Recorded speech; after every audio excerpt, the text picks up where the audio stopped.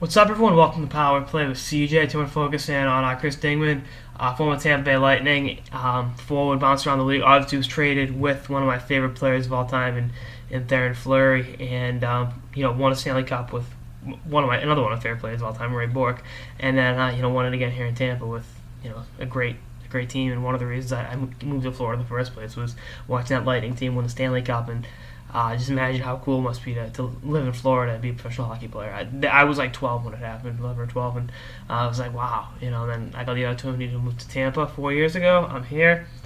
It's coming to an end in a few weeks, going back to Boston, but it's been an amazing 4 years in Tampa Bay Lightning. Have given me some amazing memories here. But I want to talk about Dingman last night. Dinger's the man. He really is. And, that dispute going, I've talked about it, done like 3 pieces on it, tweeted my ass off about it, but he was heated. And I can't... Paul Kennedy had to keep telling him, Dinger, take a deep breath before you say anything. Just think about it. And you love that. You love to see the passion like that. From someone in the studio, because Dinger was not the best hockey player. I mean, he made the NHL, but he wasn't a high scorer. He never won a Selke. He was known more for his passion and his tenacity more so than his scoring ability. And that was on display last night. You respect the hell out of someone for that. I mean, as a kid growing up in Boston, my dad always told me how much he loved Terry O'Reilly and how as much as Boston Bruins fans loved Bobby Orr and look at him as God, Terry O'Reilly and Cam Neely, who both scored more goals than Dinger, are probably the two most beloved Bruins in the history of the franchise because of just how they played the game and the way, the intensity and the passion, and I like that with Dinger. And he does a great job on Fox Sports Florida on Sun Sports, and he's a great ambassador of the game. And I got to tell you another Dinger story. I was at a game a few months ago. They're playing Minnesota or Edmonton, excuse me, and I was at that game too, but. I tweeted Dinger, I was like, you going to be at the game? He said, yeah. So I went over to, he wasn't doing the broadcast, he was at the game. He was sitting in the next section over from me. I had really good seats, and I don't know, the kid that grew up in the nosebleeds at the Boston Bruins games had good seats at a Tampa Bay Lightning game.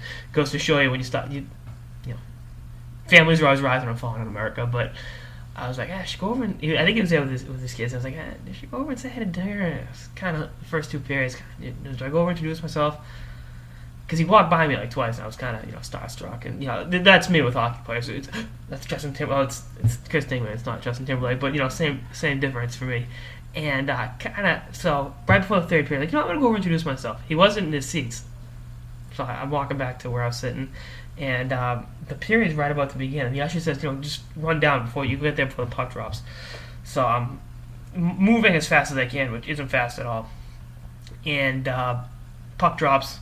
Taylor Hall backhands it, and you guys know the story. It hit me, and I got the puck back in my house in Southie, and I was like, because of Dinger that happened. So again, I can't reiterate how awesome it was watching the broadcast and watch him, really just put his heart in this line and say, the Lightning got screwed, and he played on a team that beat Montreal in the playoffs to win the Stanley Cup, and I know he's as heated as anyone was. I mean, it should be 2-1, but you can't make excuses. Lightning got to buckle down and hope to prolong the series tomorrow night in Montreal. I mean, anything can happen, but it's going to be a tough battle for the Lightning. But if they're getting that much passion from their analysts, I can only imagine if Stevie Y and Dave Andrechuk went down and gave them a nice pep talk, what that would do for them. So Mr. Eisman and Mr. Andrechuk, go down and talk to the boys and see what can happen for Game 4 in Montreal.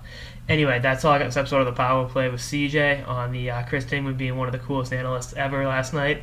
Stay tuned for episodes throughout the season, the playoffs, and beyond. Later, guys.